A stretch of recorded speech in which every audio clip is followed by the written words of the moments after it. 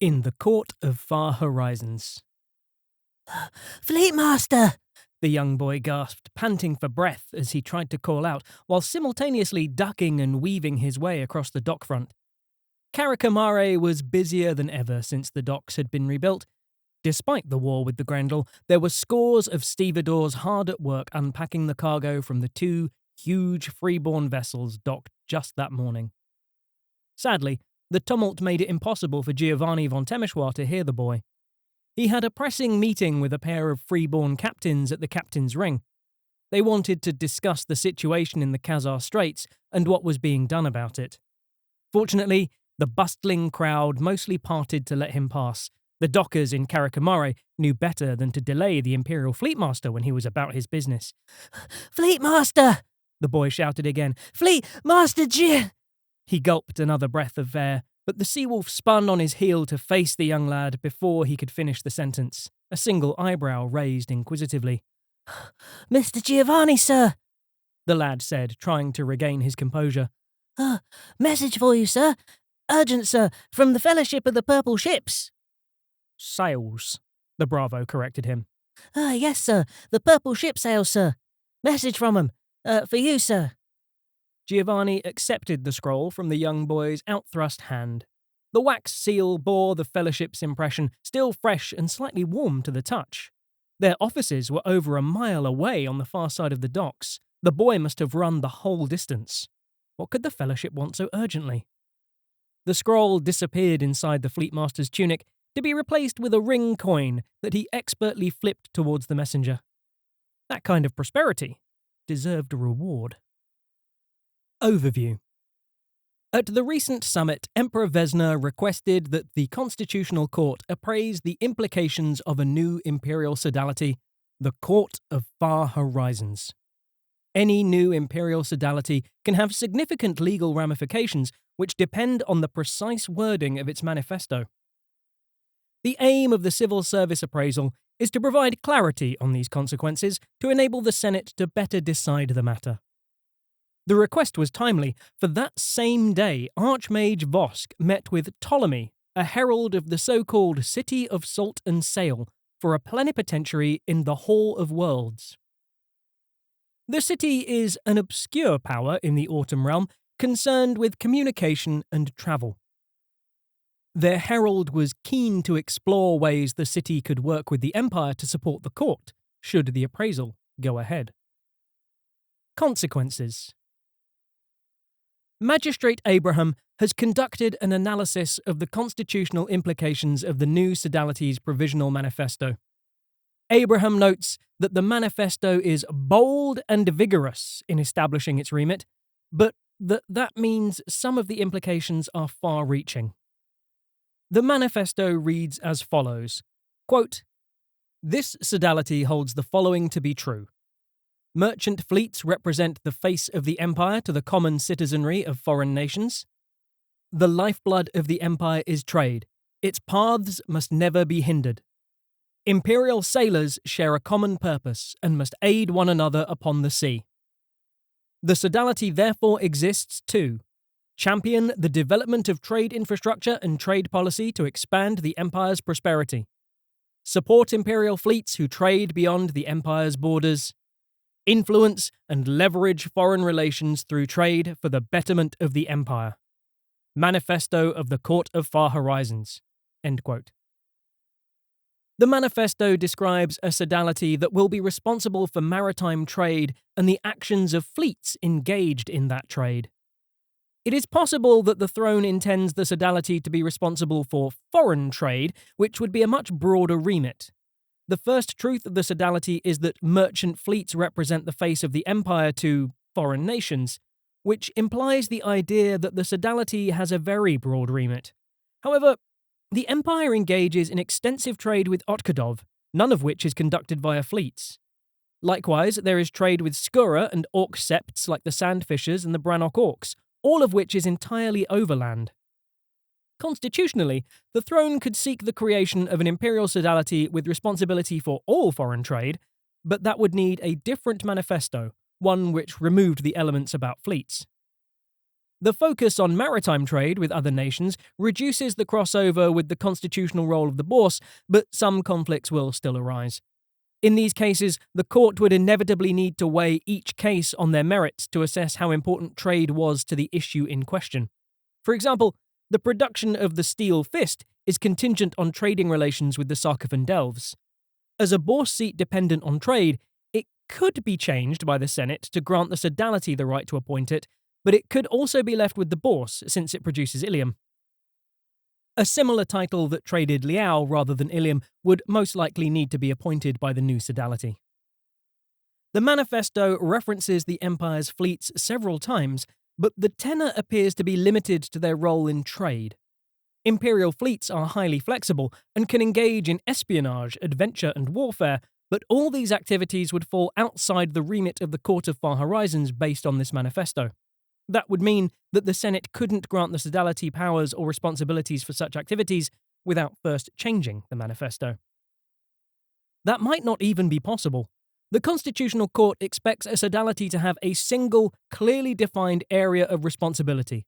Just as the Military Council is charged with executing the Empire's wars, the Court of Far Horizons can have similar responsibility for maritime trade. It can have jurisdiction for fleets insofar as they are engaged in maritime trade, but it would broaden the scope of the sodality too much for them to have a more widespread authority that covered espionage or similar. An alternative manifesto would be possible for a sodality that had a broad remit for fleets, but it could not then also have authority over trade. Imperial sodalities are singular. There cannot be two sodalities in the Empire with overlapping concerns. If the Imperial Senate approves the manifesto of the Court of Far Horizons, then it would not be possible to create a new imperial sodality charged with authority for maritime trade in the Empire without first abrogating the existence of the court. Powers. The manifesto gives the overwhelming impression that the sodality would be responsible for maritime trade. As such, the power to set tariffs would be delegated to the sodality as part of its creation.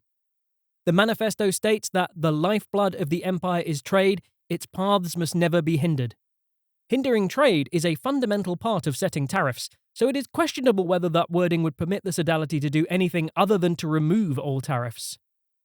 The court advised that the Senate might prefer to endorse wording that said trade should never be hindered unduly or without good reason or similar, since that ensures the sodality's rights to set tariffs would be on firmer legal ground. The sodality would not affect trade with barbarians. Trade with nations that the Empire is at war with would still be prohibited. It would not be legal to trade with nations the Empire has declared war on unless the Senate passed a constitutional Senate motion that explicitly legalized trade with all barbarians. If that happened, then the sodality could set tariffs on such trade. There are no other legal powers that currently exist that would be automatically delegated to the Court of Far Horizons. If the Senate created new legal powers in the future whose sole remit was to conduct maritime trade, then the well-worn path for the exercise of those powers would be by vote of the sodality members. Any legal powers that could be used to promote or control such trade, but were not solely concerned with it, could be delegated to the Court of Far Horizons, provided they did not impinge on the constitutionally protected roles of the other houses. For example, the sodality could be given the power to regulate what resources can be exported from the Empire. The Senate has in the past banned the sale of liao to the Iron Confederacy, for example. The sodality could be given the right to prohibit some citizens from engaging in maritime trade, in the same way the conclave can declare someone a sorcerer. The Senate could grant the sodality the ability to announce one or more commissions each season. They might include edifices or sinecures, but great works would be the most appropriate for a sodality that was keen to ensure investment in trade infrastructure. Likewise, it would be constitutional for the Senate to grant the sodality the power to perform an appraisal if they wished.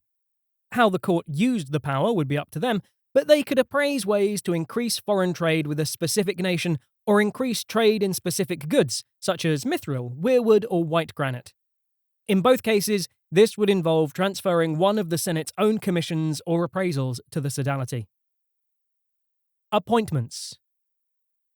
The Civil Service have conducted a preliminary review of all current imperial titles to identify those whose responsibilities involve maritime trade. In all cases, these titles could be appointed by the new sodality if it were passed. Where a title relies primarily or solely on maritime trade, the Court of the Far Horizons may be the only constitutionally valid way to appoint the position. In that case, the title would be automatically amended if the sodality is created.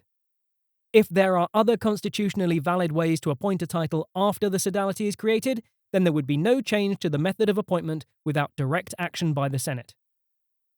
No other details would change.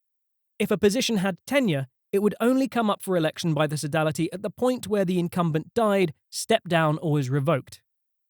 National positions would be voted on by all members of the sodality, but only citizens of the relevant nation would be eligible to hold the title. The constitutional implications of the sodality's existence would also impact any new imperial title. The well-worn path for any position whose sole or primary responsibility was the oversight or promotion of maritime trade would be appointment by simple vote of members of the Far Horizons sodality. Amended titles. 4 titles would be automatically amended to be appointed by the Court of Far Horizons. These are the Crudenkenner Trademaster, Custodian of Iversgard Docks, Master of the Root and Stem, and the Keymaster of the Black Sails. The Civil Service have identified 4 imperial titles whose responsibilities are solely or primarily concerned with maritime trade, either overseeing and supporting such trade or directly benefiting thereby. A position such as the Crudenkenner Trademaster is expected to oversee the trade of herbs between the Crudenkenner, a Sarkovan guild, and the Empire. If the proposed sodality was passed by the Senate, then the only constitutionally valid way to appoint the listed titles would be by a vote of members of the sodality. If the Senate passed the motion to create the Court of Far Horizons, then all 4 listed titles will be amended to be appointed by the sodality. Potential titles. Imperial titles whose responsibilities partially rely on maritime trade could be elected by the Court of Far Horizons. The titles will continue to be elected by senators if the Senate declines to act. There are 3 extant titles that could be changed with a single Senate motion to have them all elected by the Court of Far Horizons: the High Herbalist of Sibella, Master of the Clearinghouse, and the Mayor of Carakamare. The Civil Service have identified a set of imperial titles whose responsibilities include oversight of maritime trade, but it is not their primary responsibility. In all cases, the titles were originally created with other responsibilities and have become associated with foreign trade as a result of subsequent developments. It would be possible for the Court of Far Horizons to appoint these 3 titles because of their association with maritime trade, but it is not obligatory. Given their split responsibilities, creating the new sodality wouldn't change the appointment method of any of the positions. They could be amended by the Senate. A single motion could be used to amend any one title or all 3 simultaneously if desired, making them appointments of the Court of Far Horizons. The current appointment method of the Master of the Clearinghouse is unconstitutional. The title could be appointed by the Imperial Apothecaries Guild or by the Court of Far Horizons. Either amendment would remove the current constitutional problems with the title. Potential Bourse titles. Several Bourse titles could be amended to be appointed by the Court of Far Horizons. The titles will continue to be elected via the Bourse if the Senate declines to act. There are 6 extant titles that could be changed with a single Senate motion to have them be elected by the Court of Far Horizons. These are the Alder of Mead, Custodian of the Concordium Dock, Mediator of Fisk, Prime Factor of the De Bruin Docks, Keymaster of the Hessian Docks, and the Steel Fist. The Steel Fist exists as a result of a long-standing trade agreement between the Sarkovan Delves and the Empire. The Bedlar Huispas pay handsomely for privileged access to imperial markets, the benefits of which go to fund the income of the Steel Fist. However, the Steel Fist is a Bourse seat, a reflection of the fact that the position receives a significant amount of Ilium each season. Where a title exists that produces Bourse resources from maritime trade, then it would be equally valid for the title to be appointed by the Bourse or by the Court of Far Horizons. Given it would remain constitutional for these titles to be appointed by the Bourse, creating the new sodality wouldn't change the appointment method of any of them. They could be amended by the Senate, and as above, either or each title could be individually amended, or a single Senate motion could be used to amend the appointment method of all the listed Bourse titles. Ambassadors. A note for listeners. I won't bother to read out all of the ambassadors because there's a long list of them, but the civil service do count the imperial consul as an ambassador. The proposed manifesto makes it clear that the Senate would expect the Court of the Far Horizons to influence and leverage foreign relations through trade.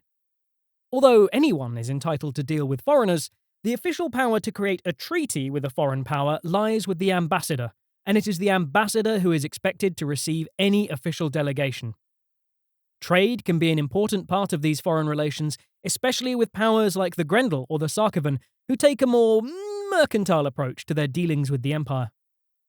The Court of Far Horizons could be given the power to appoint the imperial consul and the ambassadors if the Senate was so inclined. This would inevitably involve some changes of emphasis in the role of the ambassador, emphasizing the importance of trade and so bring new opportunities for trade in the future. The responsibilities of the position would be amended to make it clear that their responsibility included the promotion of trade between the empire and the nation they were treating with. Given it would remain constitutional for these titles to be appointed by the Senate, creating the new sodality wouldn't change the appointment method of any ambassador. They could be amended by the Senate, either each title could be amended individually with a Senate motion, or a single Senate motion could be used to amend the appointment method of all the listed titles. Overland trade.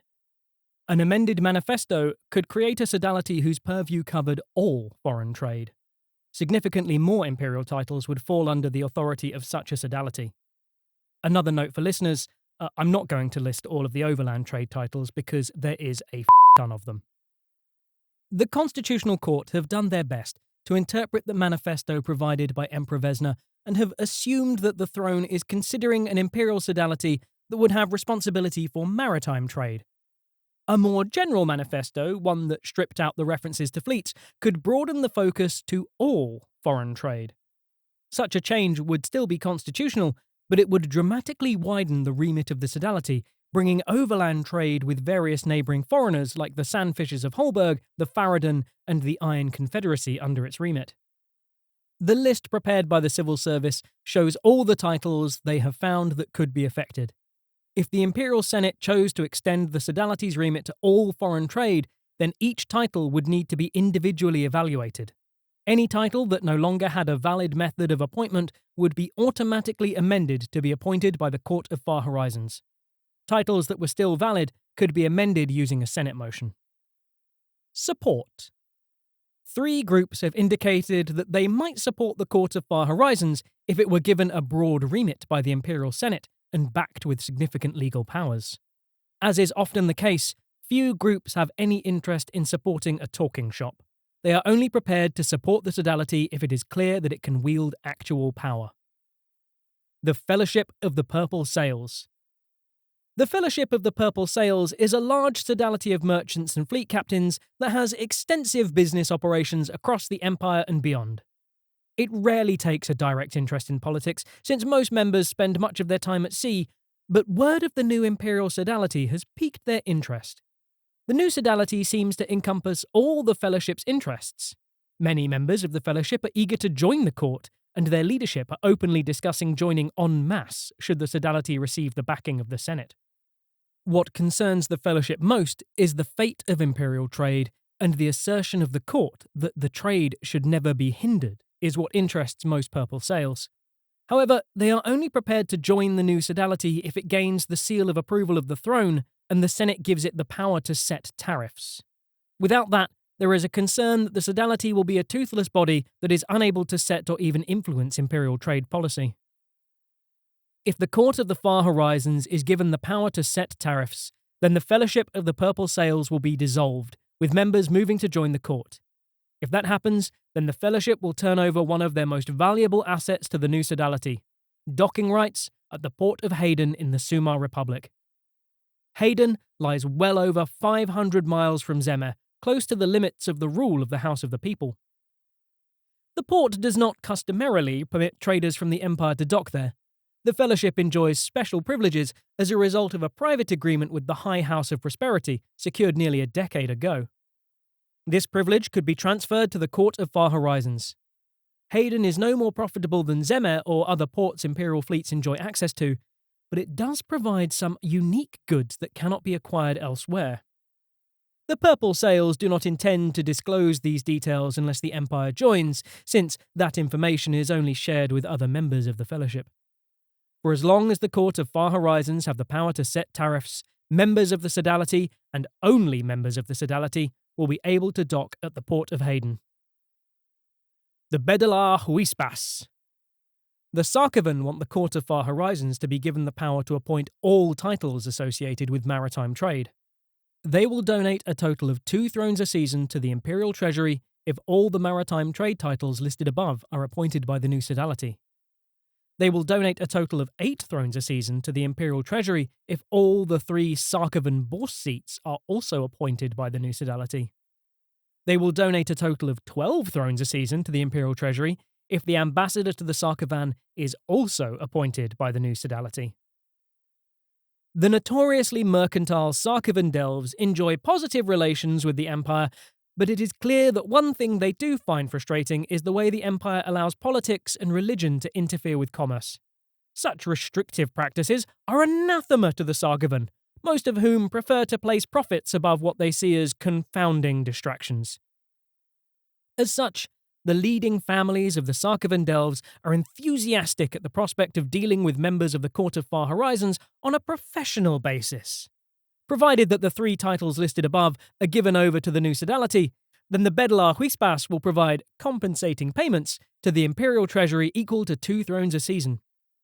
It is a relatively small contribution, however, if the Senate will go further and also grant the Sodality the right to appoint the bourse seats that are based on trade with the Sarkovan, that is, the custodian of the Concordium dock, the prime factor of the De Bruin docks, and the Steel Fist, then the Sarkovan will increase the compensating payments to a total of 8 thrones a season. The Sarkovan explain that the compensating payments would be a share of the increased profits they expect to make as a result of dealing directly with citizens appointed by fellow merchants rather than politicians or priests. They are aware that the Imperial Senate receives income from 2 of these 3 titles through the auction of the seats, and intend to compensate the Senate for this loss. Under the Sarkovan proposal, rather than a single variable payment once a year, the Senate would benefit from a predictable return every season. While their proposal is presented as a way to compensate the Imperial Senate, it is arguably little more than a bribe in return for the Sarkovan's preferred outcome. Any pretense otherwise is undermined by their final offer.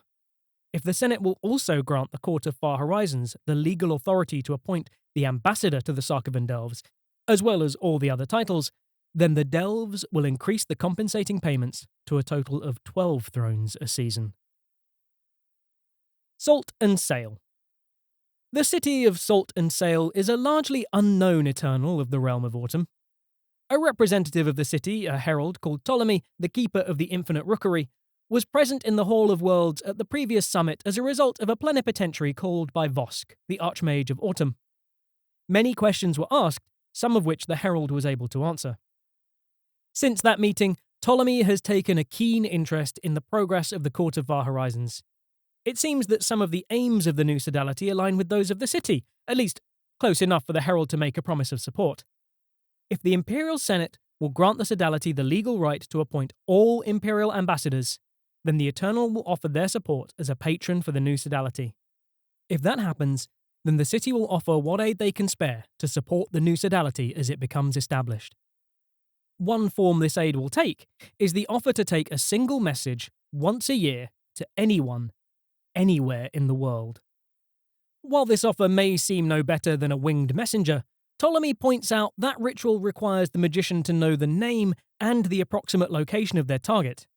Ptolemy's offer includes neither restriction.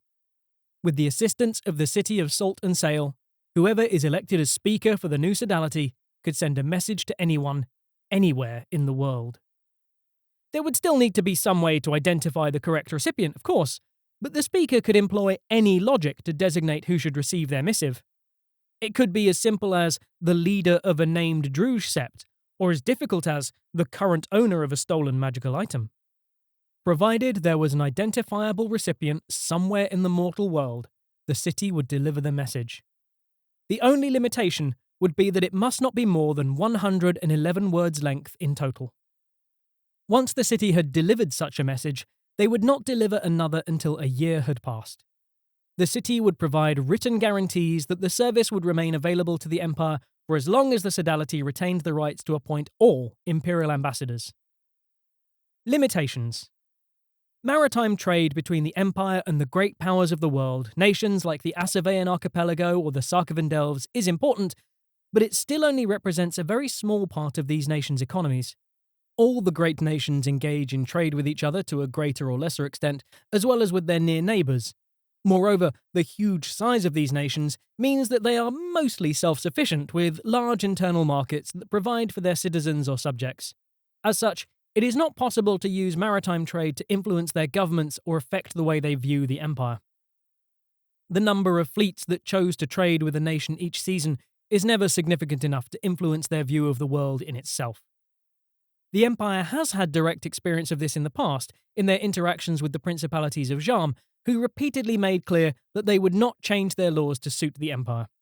All attempts to use maritime trade to convince Jam to change failed. They are too large to be influenced in this way. The same is not always true of small local powers like Axos, Faradon, or Skura. These tiny nations, several of which are smaller than an individual imperial nation, are less self-sufficient. These small nations still trade with other great powers, but because they are so near the Empire, imperial maritime trade far outweighs any other trading relations. As such, occasionally an opportunity will arise to use maritime trade to influence one of the Empire's smaller neighbours, either by embargoing them or by working to increase the trade to a specific port. These opportunities are rare, and the details will always be explicitly defined in a wind of fortune when they do occur.